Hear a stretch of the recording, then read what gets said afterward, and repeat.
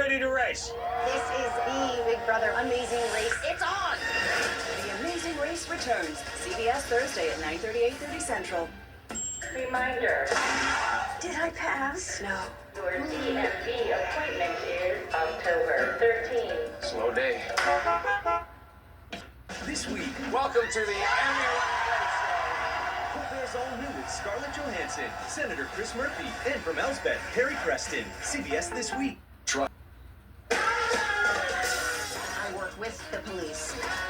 I like my outlandish theories with a heavy dose of evidence. Nice alibi, by the way. Elsbeth returns on a special night Sunday, October 12th, part of CBS Premiere Week. Why does my daughter talk to everyone except me? You're a hard person to disappoint. At the end of the day, this town is a family. Let's show them who we are. Sheriff Country, Friday, October 17th, part of CBS Premiere Week.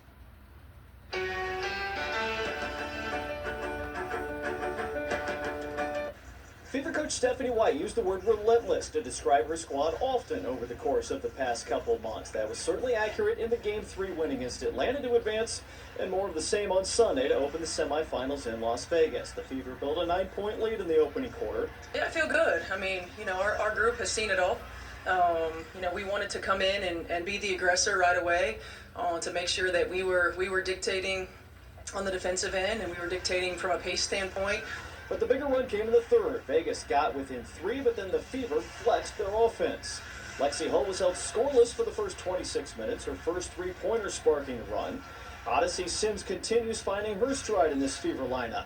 Moving to the lane, bucket, and the foul, Sims scored 17 in the game. I think we did a good job, Kelsey included, our guards just getting to the lane. That was the biggest thing, and if the post stepped up, then we had to dump down. So just staying aggressive, just keeping them on their toes, moving the ball. I think we did great offensively from start to finish today. It would be an 11-0 run to close the quarter. Kelsey Mitchell's triple stretched the lead back to double figures, and then Kelsey just kept pouring it on. A playoff career best for Mitchell, 34 points. The Aces had no way of stopping her as the Fever dominate the opener 89-73, a brilliant start to the semifinals. It's one game, it's a long series, so we got to keep the main thing, but to come in here and to be able to steal this one was big for us. The series will continue on Tuesday night. It's a later 9:30 start for Game 2 in Las Vegas. They come to Indy for Game 3. That'll be on Friday night at Gainbridge Fieldhouse. If it goes past that, Game 4 would be here next Sunday at 3 p.m. The Colts' 2-0 start came with a couple of home wins. The first road test always adds an extra wrinkle to the season, but the Colts keep churning, taking it to the Tennessee Titans early and often. The Colts' defense set the tone from the start. The third play of the game, Kenny Moore comes up with the interception, and an easy stroll to the end zone for the pick-6 score. Fourth time in Kenny's career to take one to the house, and a quick 7-0 advantage on the road. Daniel Jones was in very good command of the offense once again. 20 points in the first half, then a touchdown pass to Michael Pittman Jr. in the third. A great effort to get to the goal line. Pitt's second score of the season. Indy was up 3 touchdowns at that point.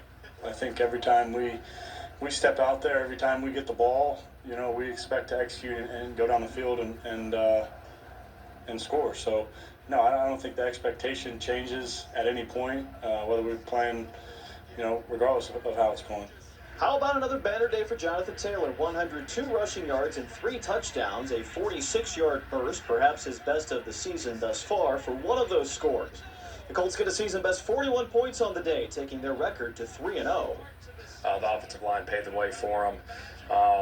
Got a big-time run there at the end. That was the old-school ISO play. I know I talked to you guys a little bit about that during the week. I said we put in old-school ISO. I think just trying to take advantage of what the defense is doing. Helps to have a lead, when you have a lead and especially in the second half, and then you can run the ball and hit some explosive runs. It's the highest scoring 3-game stretch to start the season ever for the Colts. They're on the road again next weekend. They go out west for the first time when they take on the Rams in Los Angeles. This is Fox 59 Sports Overtime. Hello and welcome to Sports Overtime here on Fox 59. I'm Chris Hagan, and oh my goodness, what a 48 hours for local fans. Let's kick things off with the Colts, already off to a 2-0 start and looking for more today in their first road game of the season. making the short trip down to Nashville, and Carly Ursay-Gordon has to love what she's seen in these first 3 weeks. Colts in control from the very start. Titans rookie Cam Ward lofts one to the sidelines. Bad idea, especially when Kenny Moore is there. The easiest pick 6 of his life, and he says, "Thanks, Mom. Take this to the trophy case." It was 7-zip. Later, Daniel Jones finds Josh Downs for 29 yards on a 3rd down to move the chains. Led to a Spencer Schrader field goal. It was 10-3. How about Kwity Paye getting after Ward? They wanted to light the rookie up, and they did just that. 4 sacks on the day. Colts facing 3rd and 7, and Danny Dimes, he's got wheels too. Look at him go, scrambling for 17 yards on the 1st down to keep that drive alive. Rigoberto Sanchez still waiting on his chance to take part. He would eventually punt, but later in the half, the Colts cap off the drive with a Jonathan Taylor 1-yard TD run. 20-6, the lead at the half. Move ahead to the 3rd quarter. Impressive first drive right out of the locker room. Jones to Michael Pittman Jr. He'll work his way in. 20-yard touchdown. It was 27-6. Later, some vintage JT breaking loose, breaking tackles, breaking ankles, and breaking hearts all the way to the house. 46 yards for the touchdown. It was 34-13. And then let's put the finishing touches on this one. Taylor caps it with his 3rd touchdown of the afternoon. Colts put up 41 points, and yeah, Colts do travel. Make it 3-0 now, 41-20, a successful road trip to the Music City, and our Alexa Ross was there. The Colts' hot start to the season has been aligned with the team's early leads through 3 weeks. Kenny Moore's opening drive pick 6 put the Horseshoes on the board before the offense even took the field at Nissan Stadium. And we talked about having a fast start, coming on the road for the first time, and making sure we're forcing the issue, starting fast, and then, for him to make that play was big time for us. That's the type of player he is. Special, lightning in the bottle, struck early, got the team going.